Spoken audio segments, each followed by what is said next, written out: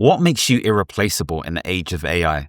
That's something I've definitely been thinking about lately. Now, if topics like this resonate with you, don't forget to like this video and subscribe to this channel and hit the notification bell so you can see more things centered around portfolio careers and independent consulting. If you don't know who I am already, my name is Michael Tabirade, and I help ambitious professionals such as you navigate the change in this world in order for you to build and create a flourishing portfolio career. Now, I'm sure you have had in some way, shape or form a sinking feeling of, is my skills or is my role going to exist in the next 5 to 10 years? Especially in the light of AI and tech and all this stuff that's happening. Will your role actually exist? Will you be worth anything when it comes to that stuff? And actually, I want to tackle and challenge this and talk about 5 key skills and traits that I think are going to be really important when it comes to, again, battling against AI, so to speak. Now, if you would like to use the same CV template that I use when applying for contracts or jobs, then feel free to click the link below so you can cop that CV template and use it for yourself. Now, of course, the traditional role or 9 to 5 is slowly fading away. And I'm not saying it's not useful at all. We still need 9 to 5s. We still need those types of jobs, but things are changing. And so you may update your CV and then actually what you put on there is not good enough. You may upskill and then that's not good enough. You learn to code, you learn all this stuff, and then that becomes redundant because AI can do it now. So it's like, what can I actually do? And this is a repetitive thing. You know, the World Economic Forum basically highlights that actually this causes anxiety, this causes, you know, a sense of not feeling settled, so to speak. When you think about AI and automation known as agentic tools, you start to realize that actually what these tools are doing is replacing very basic processes, minutiae when it comes to administration. Now, this affects obviously junior workers, people coming into the workforce, and that can be disruptive, of course, but it doesn't totally remove us from being human and utilizing human skills and human traits. And so understanding the differentiating factor between the two is going to be fundamental because that is what will enable you to stand out. It's more about how we use these tools as opposed to being scared of them, so to speak, because it's the person who knows how to use AI well who is going to be the person who replaces you and actually does, you know, a 1 to 3 time whole time equivalent, so to speak. So bear all of this in mind when I'm talking to you guys about this topic. Now, of course, if you don't do anything about this, it's going to be a very difficult situation. You generally will start to lose confidence or foresight of your future. You may not be involved in strategic conversations. Again, your skills become depleted or redundant, so to speak. And so it becomes challenging because you just kind of think, what is the point? You have a nihilistic view of what's happening. And actually, we don't want to be in that space. We don't want to be in that position. I think it was McKinsey and I want to say CIPD, but let's just stick with McKinsey for now, that basically highlighted that the half-life of any skill right now on average is about 5 years and it is shrinking. That's basically to say that you don't have long before your key skills will become redundant. So that kind of gives you an idea of what you need to start thinking about when it comes to your future and building your career. Now, the aim is not to be a machine, but it's to lean into your human edge. I think it was Tony Robbins who once said that we are in the age of, I want to say, empathy. Maybe I'm using the wrong language here, but he was insinuating that actually to be human is going to be even more crucial. And this is before AI became a thing. And so the things you want to lean into are skills that are timeless, skills that are high impact, skills that are high value, and skills that allow you to utilize AI as your ally as opposed to something that you are working against. And when you are able to do those things, then you're in a positive position. So let's talk about some of those skills that you need to employ. Now, they may not necessarily seem as obvious or tangible, but these things, I promise you, will be useful. And I want you to think about this based on your current situation right now. So the first one is making sure that you have AI and data literacy. So this is knowing how to collaborate with the machines. And so this is being picked up from the World Economic Forum report of future jobs.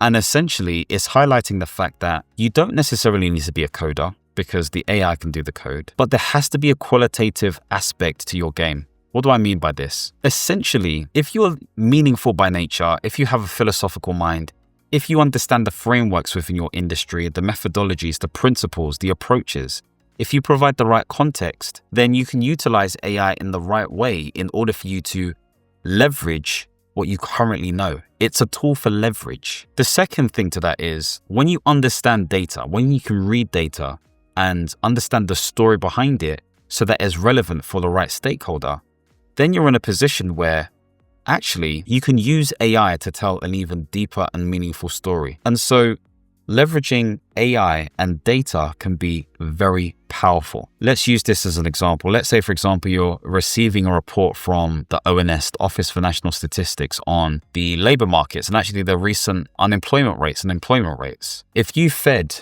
let's say, 10 years worth of data into an AI bot such as ChatGPT or Gemini, whatever it may be, it can feed that information back to you. How you interpret and articulate what is fed back to you is going to be really important. So the gift is knowing to do that, but also understanding the power of that data in the first place. And actually, there's a speed thing that comes with that because it means that you get to understand things better, which means you can communicate things faster, which means that you may be open for more opportunities and people are trusting of you more because you're providing that information quicker, not losing out on any sort of quality. The only difference is the gap between getting more context and, again, providing that context is smaller. So this is an example of how you could use it. So that's the first way. The second key trait to have is to utilize critical thinking. And essentially, this stems down to two main things: being strategic by nature. So for those of you who know me, I'm very strategic by nature. I would like to think, at least anyway. And strategy really comes down to the unique approach that you take in order to provide value for an audience, whether that's yourself, a client, whatever it may be. The second thing is problem solving. So knowing how to look at an issue or a pain and providing a solution for that, utilizing creative means. And so this may be, again, understanding your audience really well, understanding what the markets are saying and doing the analysis to then interpret and determine what the logical next steps need to be experimentally. And so using strategy and using, again, problem solving are going to be key. And so when you utilize technology, again, when it comes to AI, all of that kind of stuff there, it just speeds it up. It's not doing it for you. It's just speeding up the process. That's how you have to be seeing AI now. And I see it less as a replacement tool because I think there was a report done by JP Morgan that highlighted that, and this is a recent report, that highlighted that actually about 90% of businesses are not really utilizing AI in the way in which they believe they would utilize it. And actually all it's doing is replacing and helping fill the gap for really niche and nuanced administrative tasks. Okay, really basic stuff. So it's doing it for that, but nothing huge and big. Of course, we've heard of layoffs and all that kind of stuff there from Google, X, and other sort of tech companies. And maybe they have an advantage in terms of doing this, but that's the tech scene. Of course, if consultants come in and teach these other businesses to know how to do this stuff, again, that becomes a bit more of a threat. That's not happening right now. And actually, the speed at which that happens may not be as quick as people are talking about. This is why people talk about an AI bubble. There's AI inflation. Coming back to the whole trait that you need to develop, critical thinking, think to yourself, how can you think more critically? This is reading more stuff, watching more stuff, talking to more people, understanding what you believe and understand, looking objectively at the facts, so looking at data, policies, documentation, and also what people are saying. And then also thinking about and talking to people who disagree and don't have the same viewpoint. This gives you a broad spectrum of the opportunity and ability to think critically. When I did critical thinking early on, when I was a teenager, I was also always taught, should I say, read the last bit, read the synopsis, go to the end, because that gives you an idea of what the beginning may be rather than sort of like going through so much detail. I don't always do this now, but the point being made is that with critical thinking, understanding current reality and the dynamics within that, and defining what the future reality should look like based on what stakeholders are saying, helps you understand the gap in between. So that is the second trait that you need to take on board. The third trait is emotional intelligence. And so I know we hear this all the time, we've heard it for a very long time over the last decade or so, but Essentially, when we think about emotional intelligence, it's knowing how to read the room and zooming in. That's what emotional intelligence is. It's understanding and being aware of not only your own sort of like internal conflicts or conversations in your head of or what's happening. It's also being aware of what's happening to other people. But with this awareness, it's, again, managing that information, managing that data so that you can be a better leader, communicate more effectively, do good, again, reputational management or negotiation skills or influence. All of these things come into play.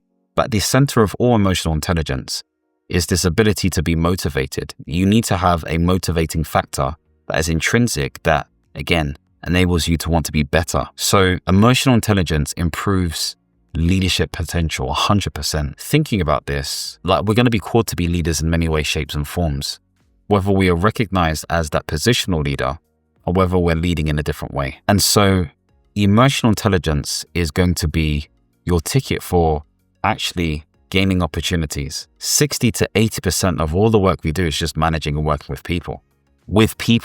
Yes, the bots are coming in and all that kind of stuff there, but actually you can't remove the human dynamic in terms of a connection, in terms of a relationship, in terms of being in the room with someone, making someone feel a certain way. You know that saying, people always remember how you make them feel.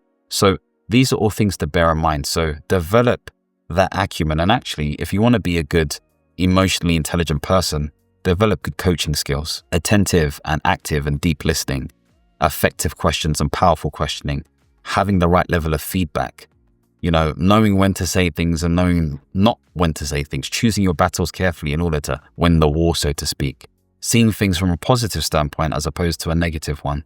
There are so many different ways in which we can think about it, but emotional intelligence is fundamental to all of this. The fourth thing is adaptability. And what is adaptability? To adapt is basically to change in a given situation or environment in order to produce a better result or positive result.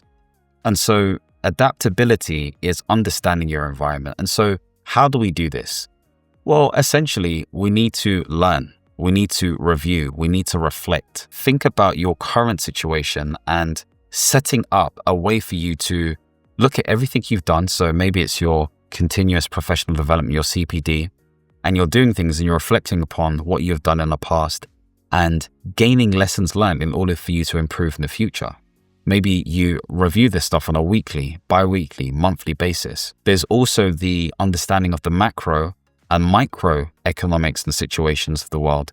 So looking at things like the economy, socioeconomics, energy, inflation, interest rates, geopolitical wars, technology, AI, blockchain, the environment, all of this kind of stuff. These are all meta trends and all big factors that affect how markets move and then determine what opportunities you can capitalize on. So it's not only understanding you as a person, okay, and being adaptable and learning new things and doing qualifications and all that kind of stuff. It's also understanding what the world is saying and actually being clear about where you get your information from and how you stay on top of things. For me right now, I'm not on social media, at least on my phone anyway. The only thing I have is YouTube, which I see as a search engine. And so a lot of my information comes from YouTube, comes from reading reports, comes from going back and forth with AI. It also comes from conversations that I have. Occasionally it'll come from news. And then it comes from my thinking and my thoughts. This is helping me stay adaptable and think about new ways in which I can be a good independent portfolio consultant. And so adaptability is another fundamental skill. You can utilize AI in order for you to be even more agile and adaptable and learn new things as well. So capitalize on the opportunity we have right now. And finally, this was inspired by an article from Deloitte in 2019. And this is all centered around creativity. So creativity is not just relying on the old, but finding new pathways, new ways of doing things, innovative ways. And so what is innovation? Innovation is based on something you've never done before. It's not an improvement per se, which is also a good thing. But this is saying there is a new way we can fundamentally do this. And what is the benefit of new? New is shiny, new is attractive, new can, again, add to improvements and create efficiencies and effectiveness. And new is different. We like different things as human beings because it motivates us, it triggers us, it sparks us to do something, again, alternative. And so in order for you to be creative by nature and get spontaneous inspiration, this is speaking to different people, this is going for walks, this is exercising, This is having fun with different people. This is, again, consuming information. This is how you be creative. This is going back and forth with, again, the generative AI so that you can see what it comes up with. But what I've recognized when I've done this stuff is that actually it doesn't have the same yay, as they say. It doesn't have the same source because it doesn't have my experiences. Yes, it can brainstorm some good stuff and it could probably give you a quote unquote infinite different options, but those options will seem and feel vanilla because it's not your experience. And so in order for you to be creative, you need to connect with people, you need to connect with nature, you need to do all these different things, see a change in environment, because that sort of cross-translational ideation is what allows you to be creative by nature. So hopefully that's given you some food for thought, focusing on those 5 key things that can help you survive in this whole drastic change that we're going through right now. Now, of course, we still need to make an income, and a lot of us are doing either 9-to-5s or contracts or consulting. So if you want to see what CV I use to position myself in the best possible light possible, then you can check out the link below and download it for yourself. If you want to see more videos centered around portfolio careers and independent consulting, then don't forget to subscribe to this channel, like this video, and hit the notification bell. And as always, my friends, understand, reach, and expand. Peace.